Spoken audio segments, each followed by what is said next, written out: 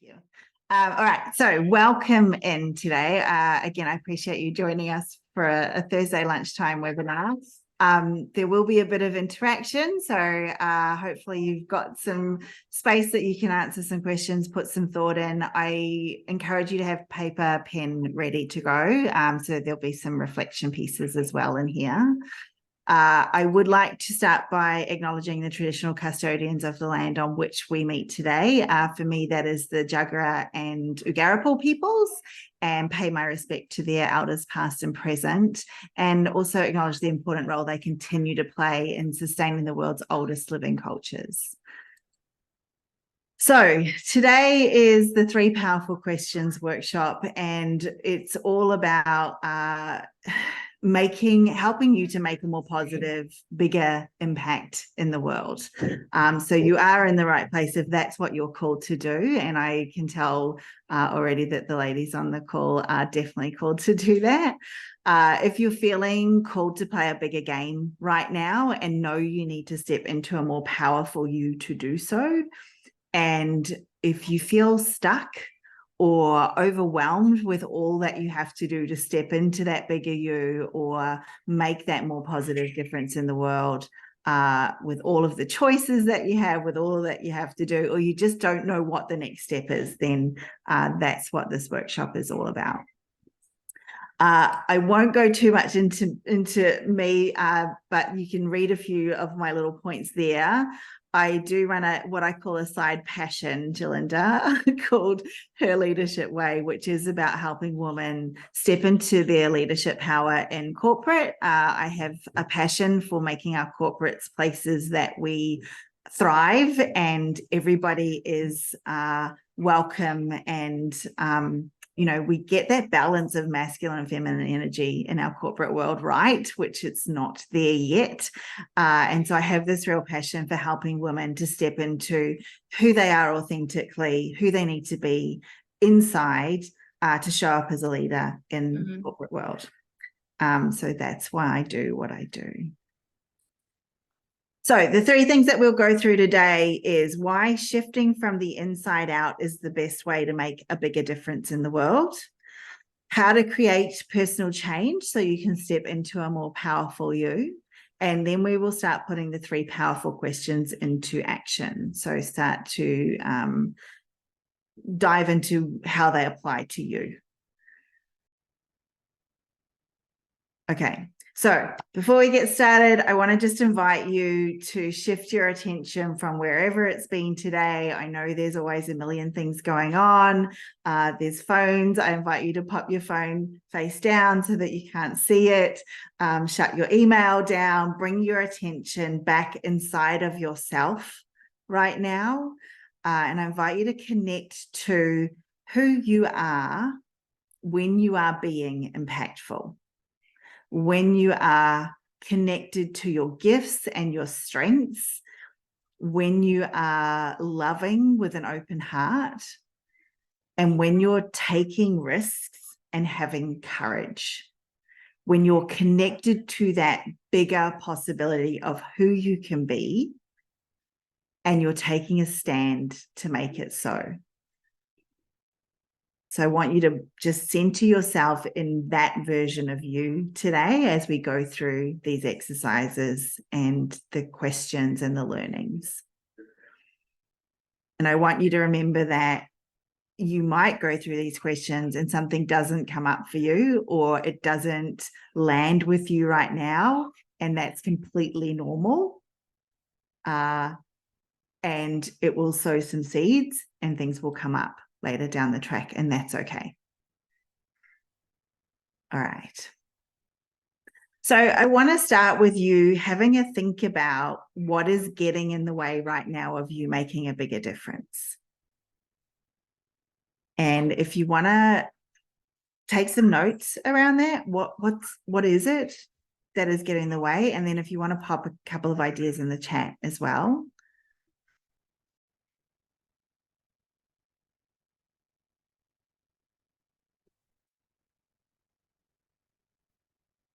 Procrastination, yes. What's under the procrastination?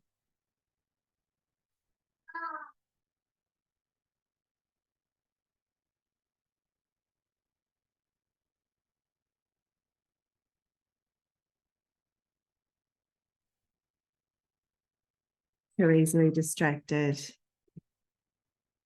Too many ideas. Yeah. Fear of getting it wrong. Yeah. Yeah.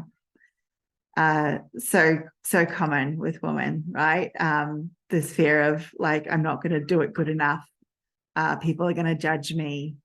So some of the things that get in the way of you, and I'll interchange leadership because that's where I normally work, the space I normally work. I'll interchange leadership and making a difference, because to me it's the same thing, right? When we're stepping up to play our bigger game, we are being leaders. So the common reasons that I hear of stepping into playing that bigger game are, lack of confidence. I don't feel confident enough to do whatever it is I'm called to do right now. I don't have enough support is quite common. I need to be better at this one thing. There's always this one next thing. And I play this game myself. I need to be better at this one thing.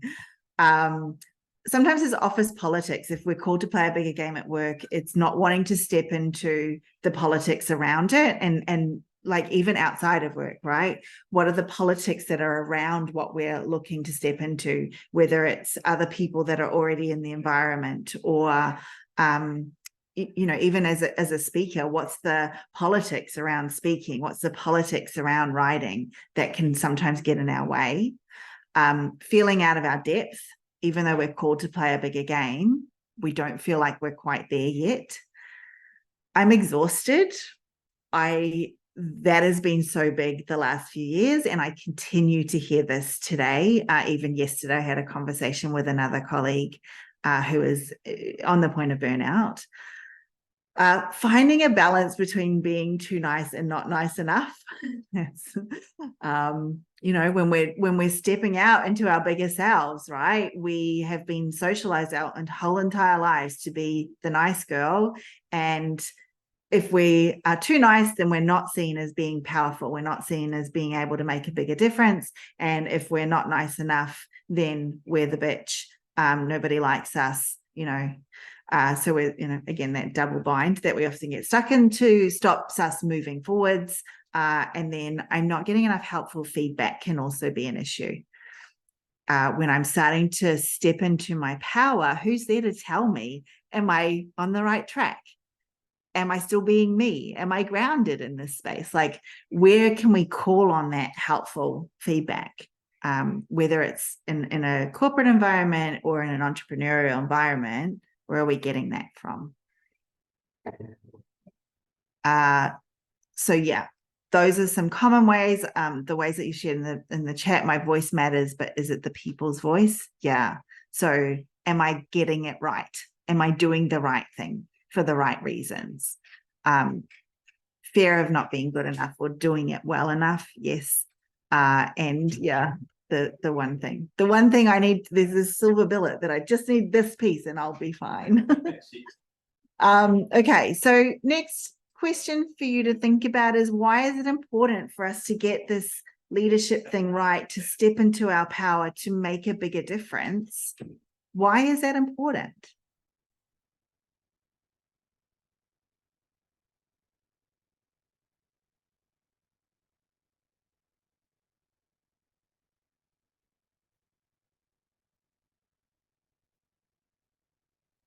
Rochelle, do you want us to jump off and talk for a sec? Yeah, absolutely. If you want to talk, feel free to come off mic. Sometimes easier than typing in. Yes. Yes. I think there's a number of reasons, depending on where you are in your age, in your stage, in your career and stuff, why it's important. But for me, it's almost like an urgency of, I've only got this much time left to make a bigger difference. So for me, there's still so much more to do in the spaces that I'm passionate about, and I've only got this much time. Yes. Yeah. Yeah. It creates a sense of urgency, doesn't it, as we come into our nearly middle age, Gerlinda. We're not quite there yet, but we're nearly middle age. It starts to create a sense of urgency and not just urgency, but importance about the whole thing. Yeah. I have things left undone, and they are important, and I need to step into leadership, into being a leader, because they need to be done. If I don't step up, will I regret it? Yeah, exactly. the last thing you want to be is that person on their deathbed saying, you know, I wish. could have done more. Yeah, I wish I'd done that. Yeah, awesome. Thank you. So for me, it is stepping into this leadership thing, stepping into our power, being able to make a bigger impact in the world. It is what we are here to do, right? It's the way we get to shape the world to be a better place for our children and our grandchildren. It's the way we get to be an even better role model for our children and our grandchildren, which, you know, when you think about, and I've learned this recently, this is something that I've been thinking about recently, is when you think about all of the women that came behind you that have allowed us to be who we are today, that have allowed us to step into leadership at all, right, as women. All of those women have stepped up at some point and made the world better for us as women. And I feel this now, I don't want to say weight of responsibility, but just responsibility to continue that line of all these amazing women that have come before us, and to bring that through into the next generation and the next generation. And so to me, it is about, you know, it's being our responsible selves in carrying on all of what the women before us have done, so that all of the women after us can continue to make the world a better place. So I feel that more now than I ever have. And it's also a way that you get to make a positive difference to your life, right? Yes, we're out there playing a bigger game for the world, but that involves us stepping up to be a better version of ourselves. We cannot make a bigger difference in the world without becoming a better version of ourselves. And so taking these steps is going to help you to make a more positive difference in your own life, just as it is out there in the world. So what are your stories? And we've touched on these a little bit around why haven't we, you know, what's in the way of us, but what are your stories about stepping into your power that have been ingrained in us over time? What are some of the stories you might have heard about what it takes to be a leader, to make a difference, to have a bigger impact as a woman in Western culture? What are some of the stories that you've heard, maybe through Hollywood, right?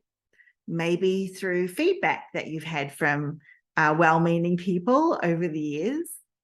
Sometimes they might tell us to be more assertive, more confident, more strategic, or they suggest that there's a specific mold that we need to fit into, or there's certain expectations that we have to meet to be out there in the world. Yes, Donna. I think more of everything is now almost, it's certainly in leadership roles and male-dominated industries, there is an expectation that if you're going to make it, you actually have to be 3 times better than the male who's making it in that industry. There's an unspoken expectation that everything that comes out of your mouth is going to be of a superior nature. You're going to be better at, and that's the only way for you to accelerate yourself, and the only way for you to position yourself as an equal, even though it commands of you a greater depth of understanding. You've got to have those zingers, those things that stand out. They go, whoa, she actually knows what she's talking about. I thought she was just taking up a seat here because of the quota. Those that I think in some places, and certainly individual businesses, that's been overcome. There's been a mutual respect and a softening of that divide. Certainly in my industry, that divide is still, I feel, quite evident, that if you haven't been there for 50 years and worked your way up to that respect, then unless everything that comes out of your mouth is of some phenomenal epiphany almost, then stop speaking, because the real people, the men, are here having a conversation. Yeah. Yeah. Thanks for Just sharing. makes me that just makes me so sad, Donna, but I know exactly that's what happens. And when you said about what comes out of your mouth, you've got to just really, they're waiting for you to Trip up. They're trip waiting up, for you to make trip a up. mistake. And it's judged more critically Mm. than any of the males, who quite often, stumble over their words, or, say the wrong thing and go, oh, sorry, just having an off day, and people accept that. So Yeah. it's a tough Yeah. one. You literally, it's a tangible atmosphere, Rochelle. You can literally feel the judgment. You can feel the eye. You see the eye roll. You're like, oh man, do you have to ask so many flipping questions?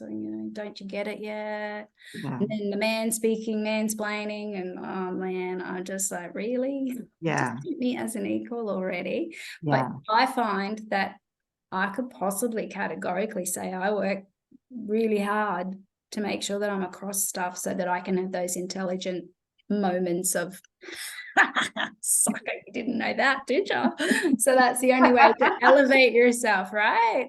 Is you gain respect. It's almost like you get your notches on your arm, like got that one, and then you earn your place at the table.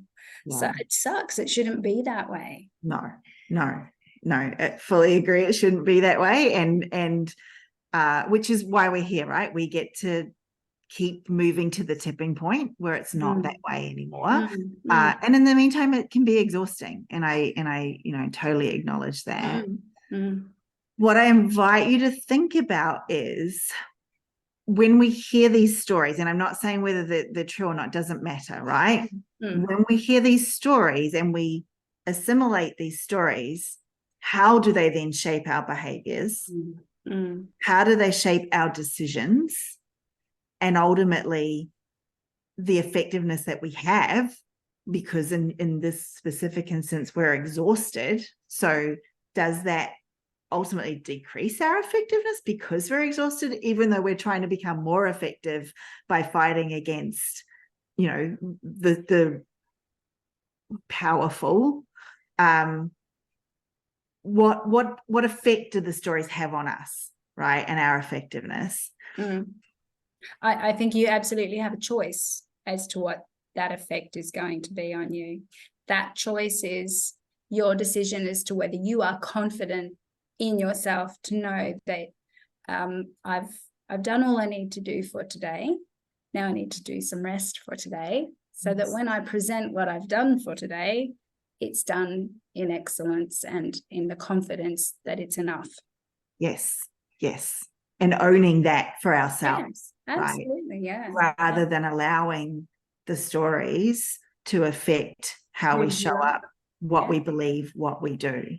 Well, the stories can, sorry to cut you off, Rochelle, but those stories can affect who you are. They can change your personality. They can change what you asked us to do right at the very outset of this, is to imagine who you are when you're your best person doing what you do and what you've been called to do. If you envisage yourself in that moment doing what you're called to do and speaking from your heart, if you let the stories get to your heart, then you become less effective in being who you are and what you're called to do. Yes, exactly. So I think that segues nicely into the next slide. So let's just move to that. So I don't know if you've had a chance to see this before, but this is the neurological levels framework. And it's a model that helps us understand the different layers of our experiences. It was originally developed by a guy called Robert Dilts in 1990. So it's not that old. I often think of these frameworks as being from the 1800s. This one's only 20 years old. But you can see it's got 6 distinct levels. So at the base of the pyramid is the environment. So the physical, social, cultural context in which we operate. Then we move into behavior. So what specific actions are we taking? And that's often in response to our environment, right? Then we go to capability. So what are the skills? What are the knowledge that I have? What have I learned? What are the talents that I have? Then we move up to values and beliefs. So what are the guiding principles that drive our decisions and actions? Then we move up to identity, which is the sense of self. Who are we? What are we? what roles we embody, so we can have different identities in different contexts sometimes. And then finally at the top, I put purpose. Robert Dilts named it spirituality, but not in a religious sense, but I just feel purpose kind of represents what he's saying a little bit easier for us in Australia, which is really about this deeper sense of connection to something greater than yourself.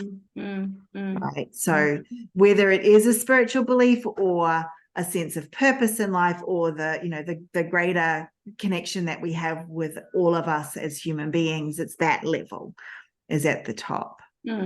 I think that's really interesting, Rochelle. I've not seen this before. The fact that you've swapped out purpose and spirituality, I mean, they do go together, but it's the spirituality, it's that deeper sense of connection to the universe, to whatever you believe in, like that you are being driven by a greater being to be more, to do more, to what else can I do to really make a difference. And I'll have to say, and Donna, this is probably since we talked last, I've spent a lot of time in that space in the last 12 months because I just had this inner, deeper sense that I had blocked due to my upbringing and religion and all of that for many years. And I really needed to go deeper into that spirituality. So I'm now comfortable with the word spirituality because for me, it means that deeper inner place in the universe. Yes. And it's made such a difference to my core to go there rather than to block it. Yes. Yeah. Beautiful, Jalinda. And that's awesome. And yeah, for some people, spirituality really connects with them, and others they're still in that space where no, that's bad. So I wanted to make it accessible where I could. I'd love to make a comment if I could also. Yeah. I absolutely agree with Jalinda on the spirituality side of it. Jalinda would know that with me is that's the grounding thing for me, that identity, who I am in Christ. And then I come back to the purpose is, why am I doing this? What, because seriously, in my job, like, why would you subject yourself to some of the stuff that you subject yourself to? There's got to be a greater picture. There's got to be a greater purpose, a greater reason for doing that. And it is, for me, that's in my identity as, a child of God. It is out of honoring the opportunity to be that, honoring that, and also being obedient, inclining my ear to what the next step is, how this could help somebody else. If it's just one person, or if I've been elevated, fortunately enough to be a leader, to be looking and being an influencer over other people, then to keep a control of in me, as in my identity as that child of God, what that looks like and what that influence does. And because you can influence for good or you can influence for bad, right? So keeping myself grounded in constantly being accountable to that good side of influence, and then reassessing who I am and coming back to, okay, probably I got a little bit out of control with my words, my dialogue there, or my facial expression, which really isn't honoring that greater purpose, as you've put it there. That's actually taking away from that greater purpose. So can I deal with this in a different way next time? Yes, I can, because of that purpose that you've got there. Yeah. That's amazing. Thank you. Yeah, that says it so well. I think for me, it is about expanding my possibilities out into the universe, and then bringing in the universe into my possibilities. It's kind of a two-way thing, right? And for me, particularly recognizing that this isn't a journey that you do alone, that this world is not something that you're here to do alone, that there is connection to the connective whole, I guess, and something higher, something, and it sort of comes down to the universe has your back when you're aligned, as a caveat there. I don't think the universe has your back just because you exist, but when you're aligned with everything, then I think, yes, the universe is here with you. So the idea of this is that each of the higher levels, and I think this discussion really sort of identifies this, has a greater influence on our actions and overall experience, right? And so working on the higher levels leads to more profound and lasting change for us as people. So if you only work on the behavior level, which is often where we start, you're going to probably achieve some short-term success in changing specific habits or actions, but it's not going to result in long-lasting transformation, because behaviors are often driven by deeper factors and things like your values and beliefs, your identity, and that purpose, the spirituality. So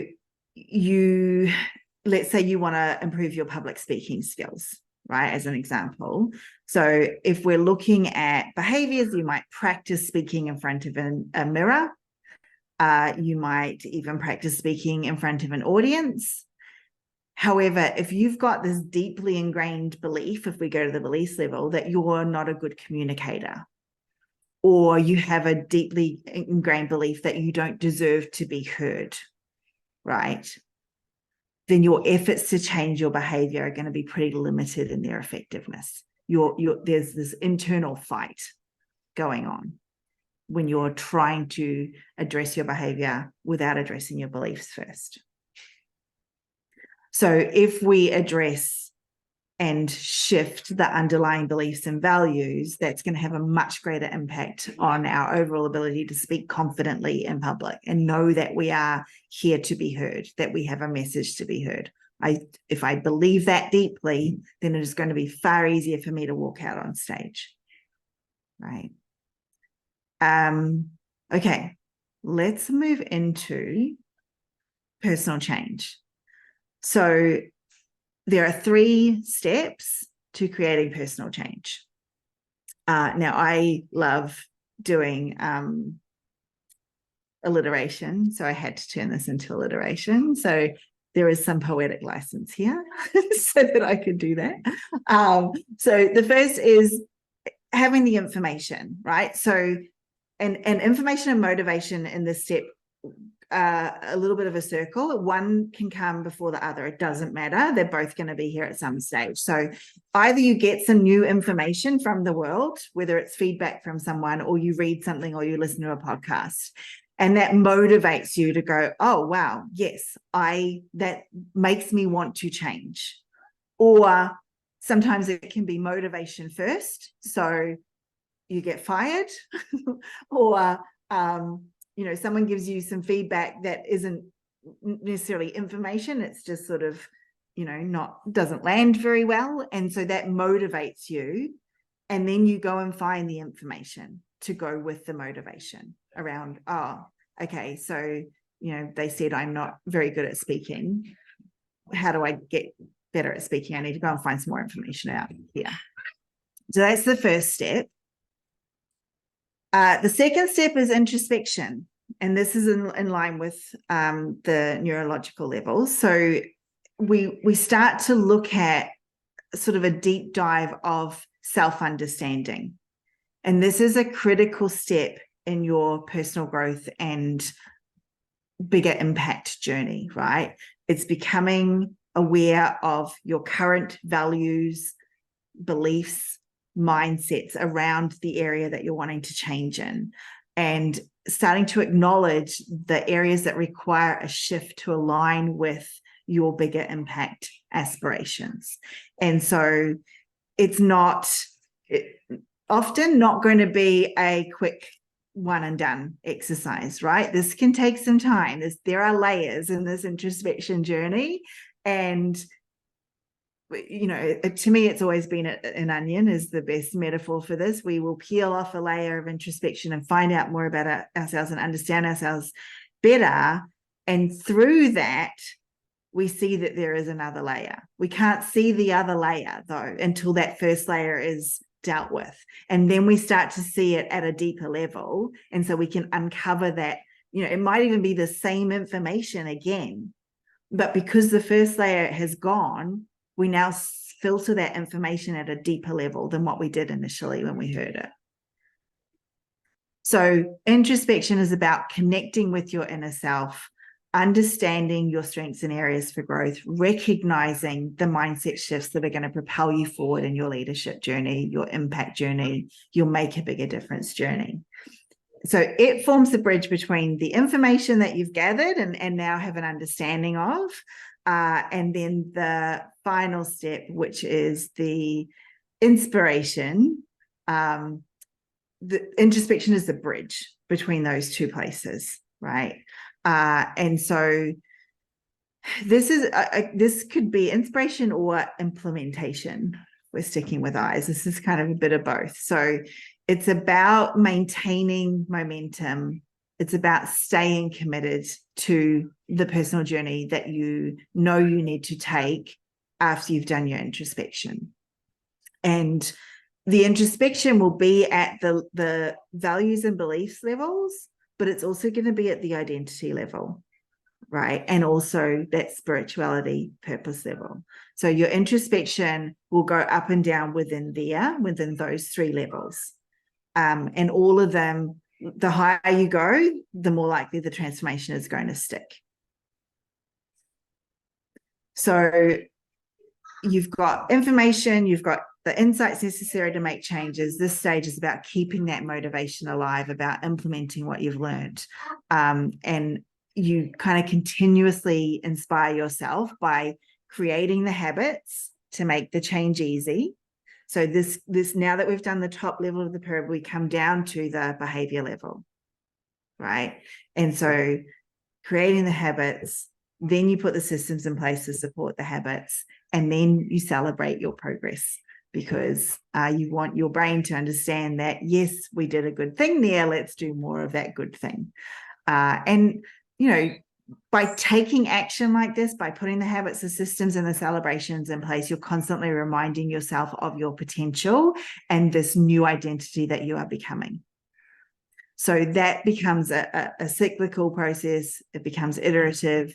As you grow and evolve, you'll find yourself revisiting these stages, continually gathering new information like that, and engaging in the deeper introspection and finding fresh sources of inspiration. So to me, it is a lifelong journey, but as we continue to take it, we continue to have a bigger impact in the world and on our lives. Donna. Yeah, I think for me, looking at each one of those, out of all of the words that you've got put there, celebrations would probably be the one that I don't do particularly well.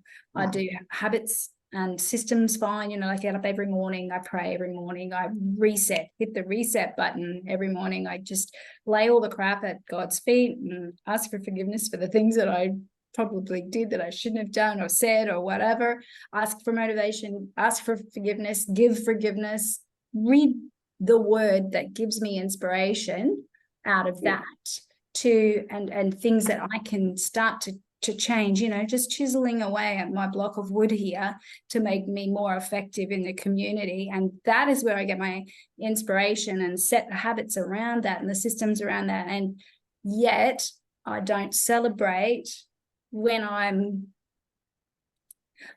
celebrate my faith, obviously, on a Sunday and rejoice and sing and all that sort of thing. I don't know that I do celebrate me so much as the things that because there's this not debasement, please don't misread me. It's humility. It's understanding that, you know, but for the grace of God, there go I.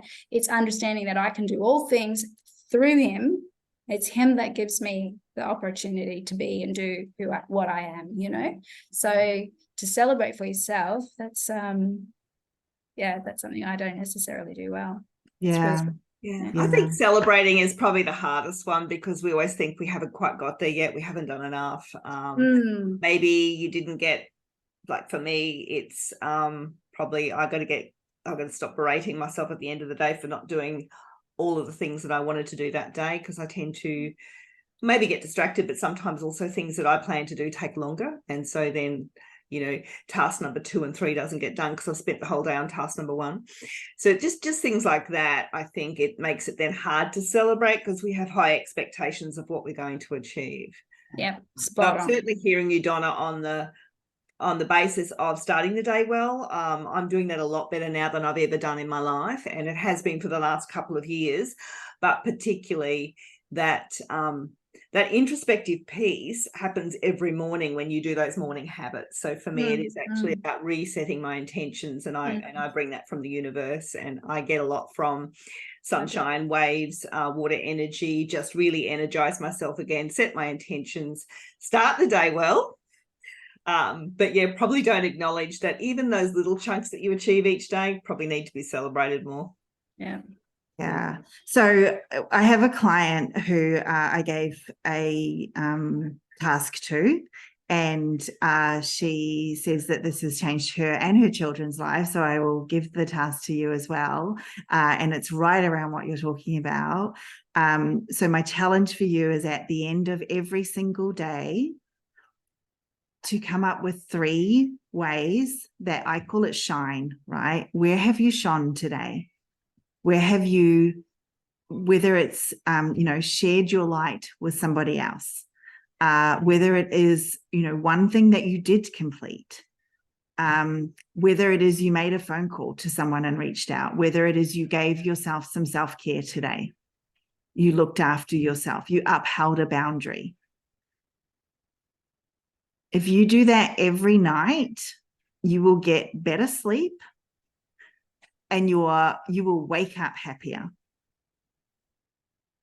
And it trains your brain from a neuroscience perspective through doing this. It trains your brain to look for more opportunities to shine. Okay. She told me a story, our last session together, of how she's been doing this for a while now. She's been doing this for a good couple of months, and she came home exhausted from work one night, was putting her son to bed, and he said to her, "Mummy, where did you shine today? Where are your 3 shinings today?" She said, "I just couldn't have been happier. It just made me so," and he's 6. Just, yeah, gorgeous. So that is my challenge for you. All right. So what are the core values? Let's start here. Who do I need to be is the first powerful question, right? Who do I need to be in order to create a bigger impact? And so I'm not expecting you to come up with all of the answers today, because there's a few questions to go through. So I want you to write the questions down, although, we'll be sharing the recording as well. So you can certainly come back to this piece if you want to, have some accountability to seeing it through. But I want to just sort of get you started with this exercise, and it's something that you'll want to come back to over time anyway.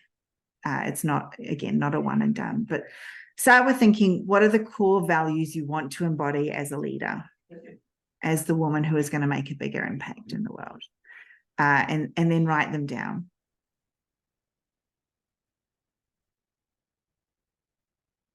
And if you wanted to share one of the ones that comes up for you.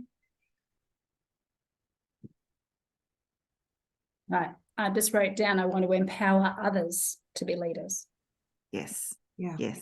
Because there's no point in me leading if I die, because everybody then will be turning around wondering what to do, won't they? So you need to empower other people to step up and have that succession plan. So to always be looking to make other leaders, to empower others. Yeah. Yeah. This is a really good exercise that I've been diving deeper on lately, because I'm doing a new website, which is a Julinda Lee website, not a Vital Leaders website.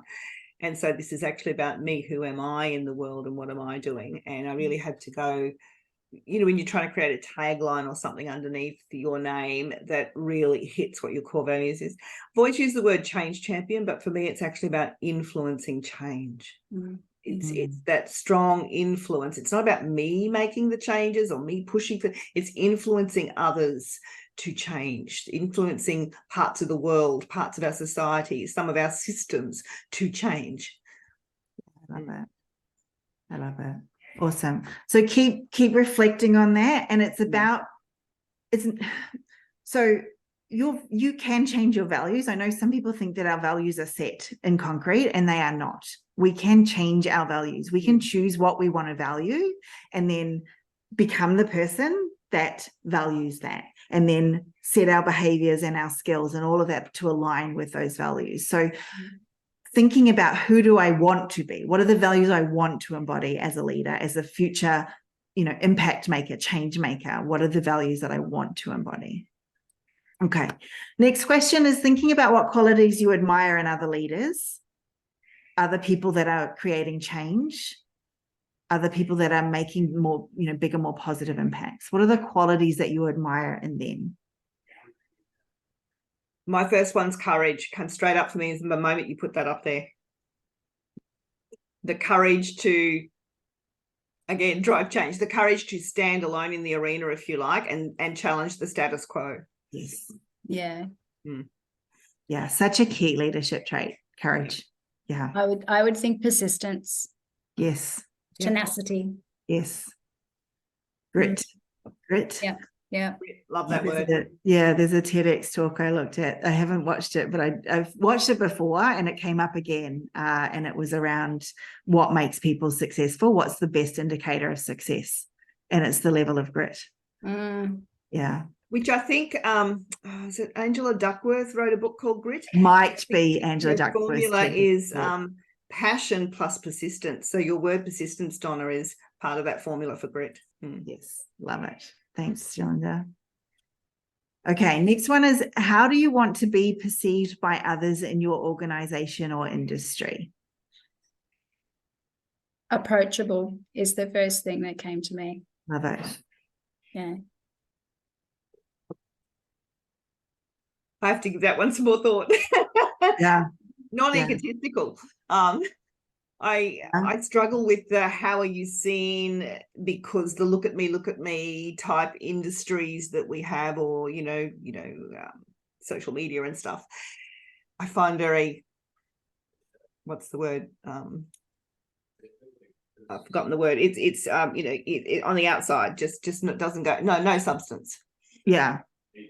I need to have people see the substance, not just the wants to put a name in shiny lights, because it's an ego driven. It's not ego driven for me at all, and I need that perception that people can see it's not ego driven. Yes. Yeah. Awesome.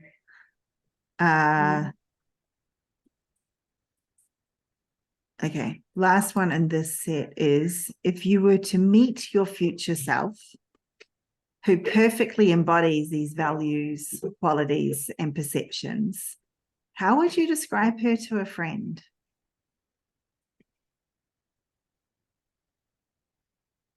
So thinking about this, you might consider, how does she, what's her presence like? How does she appear? What does your future self look like? How does she carry herself? What kind of energy does she bring into a room? Right? You might look at, how does your future self demonstrate her values? How is she showing that she has these values? How do her values influence her decisions and actions? You might look at, how does your future self interact with other people, with colleagues, with other leaders? What kind of relationships is she building? How does she handle conflict? You might look at, how does she inspire and motivate others?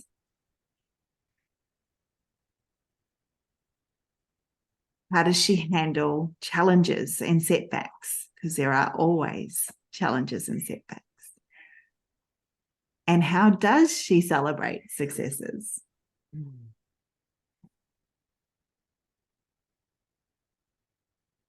So lots of things in there to consider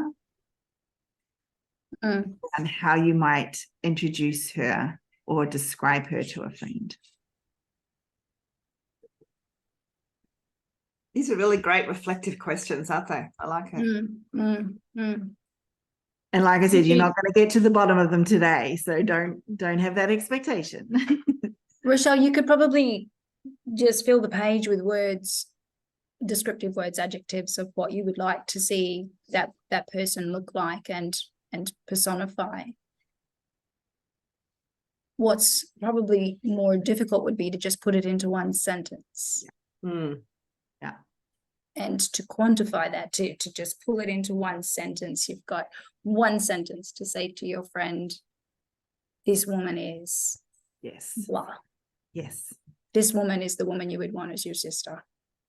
This Yeah. woman is the woman that you would want in your corner for the battle. Has your And, back. yeah. This woman won't leave you out to dry. And that's the power of being able to get to that succinctness, because if you can get to that point, it is far easier for you to walk through the world with that description, right? It embodies all of the stuff into a more simple, this is how I'm showing up. This is me now. Yes, it's my future self, and I can be that now. Mm. There is nothing stopping me except my own stories and limitations and beliefs. Mm, mm, mm, mm. I know what we should be. You know, I think we should all be a light in the dark in the midst of a, you know, perverse generation. We should be that person that when you walk into a room, they go, oh, who's that lady? Or, oh, I want to go and introduce myself to that person, something about them. And I think that comes back to your pyramid that you showed us. Yeah. In if we have confidence in whose we are or who we are, our identity and our purpose, that presents, you could almost say, an aura around you. And I think the biggest compliment could be, I don't know what it is about her, I just really like her. It's just something special. It's just something about her. Yes. Every time she comes into a room, things, I don't know, it's just something about her. That for me is a compliment. Yeah. If people are saying that, then Yeah. I must be doing something right. Yeah.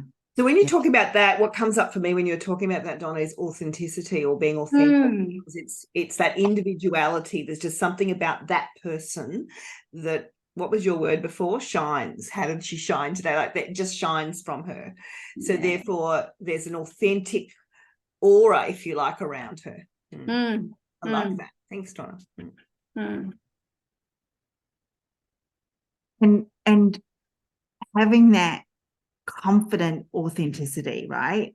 Being yourself with the confidence to be yourself. Feel the power of how that shifts the stories that we were talking about earlier on. Yeah, definitely. I could identify occasions where I was trying to be the counselor, and then other times where I'm being Donna the counselor, where Donna is just comfortable. And I think that's a sentence that I would like to hear people say whenever she's around you, you just feel relaxed and comfortable and you get to be yourself. You can be yourself around her. And that means that barriers and walls have come down. And if people can be themselves around you because you're being yourself around them, it opens up this whole realm of permission to speak, permission to share, permission to go to the next level. Yes. Because there's no inhibitions, there's literally no barriers. Yes. No Creating judgment. that, yeah. There's no mask. Right? Mm-hmm. Yeah. And isn't that powerful as a leader in the community? What a powerful presence to bring to the community. I think to do that, you have to always put the person you're speaking to before yourself. That can be hard because, you know, let's face it, we speak to a vast genre of people. Yes. From different experiences and in a different space at the moment that you're speaking to them. It doesn't necessarily qualify who they are. So it's just in that moment, how do I get past circumstance into this person's heart to let them know that I'm here in the moment to listen to you for who you are and what it is you'd like for me to help you with today.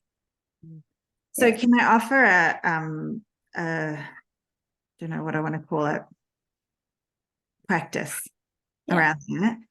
Is what you actually want to do is presence yourself first. Oh, for sure. Yeah. Right. So bring in your focus inward before you go out to meet people would probably be the best time, but if, you know, quickly, if not, if you don't have that opportunity, but go inward first and find your presence within. One of the tricks to that is deep within, down to your hips. So leaving your mind out, leaving your heart out, and presencing yourself down to your hips, down your legs, through your feet, and ground yourself. Then extend your presence out to the space, to the room, right? So starting inward, so you presence yourself, bring that out into the room, and only then bring your presence to the person in front of you. Bit like playing golf. Yes. I don't play golf, but maybe. I played golf last week. Like literally that's what you're doing.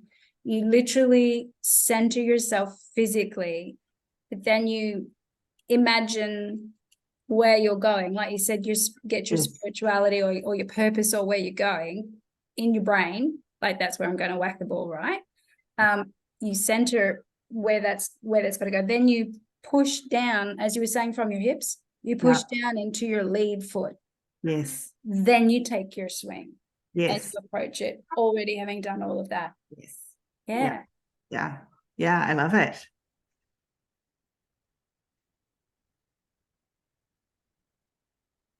All right. Next powerful question we have is, what habits do I need to create? So after we've done some decent amount of introspection, and not to the end, right? There is no end point. So you cannot introspect to the end. Don't wait. Introspect enough to say, okay, well, who do I want to be next?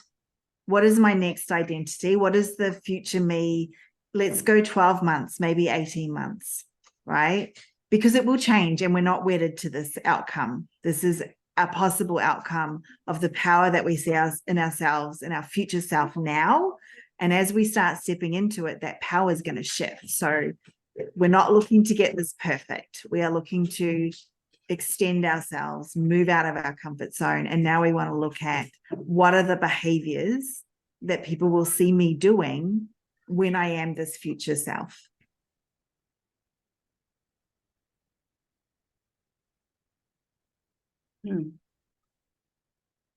My mind just went to a woman who I admire greatly, and we went out to a meal once, and I was sitting opposite her, and my husband was on my left, her husband was on her right, and something, I can't even recall what it was now, happened, and there was some words spoken between her and her husband. Her husband said stuff, and I thought, holy, that was a bit low. I wonder how she's going to take that. I watched, because it's not my place to talk, this is your domestic, I'm just going to keep eating my food. No, I just watched. And what I observed her do has never, ever left me. She looked at it, she took a smile, nodded sort of thing, took a big breath in, and then she looked over her left shoulder. And then she came forward and her whole face was different. It was like she just tossed everything that was offensive, rude, unnecessary, just all of that. She didn't respond to it. She just looked over her left shoulder, and it was like, it left her body. Physically, you could see she wasn't holding resentment. She wasn't trying to be nice because we were sitting there. She genuinely 150% carried on as though nothing had happened. I was like, I want to do that. I want to know how to do that. Fabulous. Yeah, that's amazing. That would be my answer. I'd not necessarily, like, people won't, it was only because I was so close to her and I was able to observe that, Yes. that I saw it. Otherwise, you would never have picked up that she literally just took that, wiped her face, wiped her inner self, and dropped it in the bin, because it was like, not worth it. It's not worth it. It'll spoil the day. It'll spoil everything. Totally not worth it. And you know what? As men are, he was completely oblivious to the fact that, well, I'm sitting there going, mate, you really need to go home right now and apologize. But it just was phenomenal. I was like, wow. And she 100% the love and the genuineness in that it was so real, it was tangible. Yeah, you can see it. Yeah, that is certainly an aim that I have. I've been working on, it's all the questions around what's within my control, what's outside of my control, and what am I allowing to affect me. And it takes practice, but it's definitely achievable. It's definitely achievable. And I'm not there yet, Donna, but I'm more than halfway towards that than where I used to be. So I celebrate that. So I'm just writing down, choosing to be bigger than the circumstance. Yes. And what am I allowing to affect me? And I think that's a really great question, particularly, in the moment when, things happen and take us off guard. It's being able to just go, I like that turning idea of just, for me, it's just like, let that go. Yeah. Yeah, I like the idea of imagining it physically. I think that is really powerful too, right? Yeah. Like actually imagining it whooshing out of you into the floor and down into the sewer where it belongs. Yeah. Like that would be a really powerful way to let that go. I imagine that when I am successfully doing that, and that's not all the time, but I have done it, and it does work. I literally just imagine taking it and putting it at the foot of the cross. I'm like, well, that's not my bad. That's his bad. Yours to deal with, not my problem. Thanks for that. You can have it. And I literally come back feeling like, taking that off my shoulders, not my burden to deal with that, because God will deal with that. Yes. Nice. All right. Next question. What is one habit? And there is a reason that I want you to try and do one at a time, because otherwise we get into overwhelm and procrastination and, it's too much.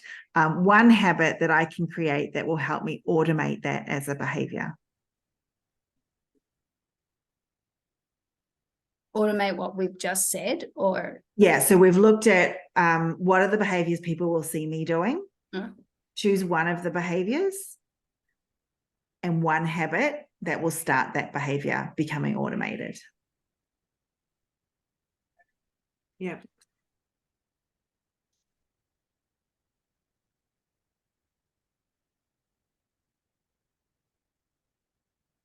All right. And then that leads us into the last powerful question, which is what systems do I need for support? Yeah. I was getting caught up in habits and systems then when you were talking about what habit do I need to create that will help automate that. That's different to, in my head, I went to, I need a system. Yes. So now we've got systems. So it's the habit first and then the systems. I love it. Yeah. Yeah. So yeah, they don't just happen, unfortunately, as much as we'd like them to be. So you need to put a system in place. So, whether it is I have an app on my phone that gives me a notification every hour for a particular habit that I'm working on, right? So that's my system to keep it front of mind with regardless of what I'm doing. It might be scheduling something into your calendar. It might be changing something in your environment. I think it's Atomic Habits where he talks about just putting the shoes by your bed so that in the morning you get up, put them on, go for your walk, run, whatever. So it might be that, or, enlisting the help of a mentor or a coach. So whatever system that you need to help automate that habit to help create the behavior long term. I did have for a while in my alarms, I had an alarm that went off 3 times a day, and it just had a sentence that popped up, and it would be like God's way, or the highway, or breathe, it'll be over in a minute, whatever. I had 3 of them and I would change them. But then when I started doing this job, my phone would be going right in the middle of a most important, I'm trying to pitch something or whatever. I might just take that off now. So I changed it into something, because your alarm goes off even if your phone's on silent, you know that, right? Yeah. So anyways. Yep. There is an app. The one I use is TOOBE, TOOBEE, I think. And it brings up my notification, because I always have my phone on silent. Brings up the notification, but no noise. Yeah. Okay. TOOBE. TOOBEE. Yes. Okay. Yeah. You can program it to do your whatever one you want. It has ones in there already that you can choose from, but you can put in your own, and then you can say between this hour and this hour, I want it every hour or 2 hours or whatever. So you know, Okay. you have a little bit of control, which is really nice. I've been using it for years now. I will get the same notification for quite some time before I change it. Yeah. And at the moment it's okay to rest. Yeah. Need reminding of. Yeah. Awesome. Okay, so this is the Her Leadership Way manifesto. So this is really what helps me to focus. So it's 3 principles and 9 mindset shifts. And as a leader in a corporate world, I constantly come back to the 3 principles and working on the 9 mindset shifts. I do have a printable version of this that you can get for free, and I will drop the actually it's there. That is the printable and the webpage if you wanted to get that one for free, just to keep you focused. I truly believe that focusing on those 3 principles cover just about everything that I have been through as a leader to keep me making a bigger impact. It keeps me in curiosity. It keeps me humble. It keeps me celebrating myself and celebrating others. It keeps me taking responsibility for my entire life and my part in it and what I can control. And so, yeah, I encourage you to grab that, download it, keep it close, and remind yourself when you're going through difficult things, which principle do I need to bring in right now? Because it's really powerful. It's very powerful. So final question is your biggest takeaway from today's workshop? 3 moments where I shone every day. Yeah, beautiful. You could even set that as your to-be thing. Where did I shine in the last hour? That's ramping it up. That is ramping it up. Yeah, it is ramping it up. Thanks, Donna. And for me, it's probably doing a bit more work around that. How would a friend describe me? Yeah. Because that's fitting with where I'm trying to, you know, build a website and do some things at the moment, and I get stuck on words and stuff. And I think I need to go back to the core values as a leader, as you've had in that section, and then, you know, what are those qualities we admire, and then how would someone describe you around those values and those qualities that you bring. So I think that's really helpful for me. Thank you. Yeah, you're welcome. Awesome. I do have a Facebook group if you wanted to join. It is called Women in Leadership, and then a whole lot of words after that. I can never remember. Something about support and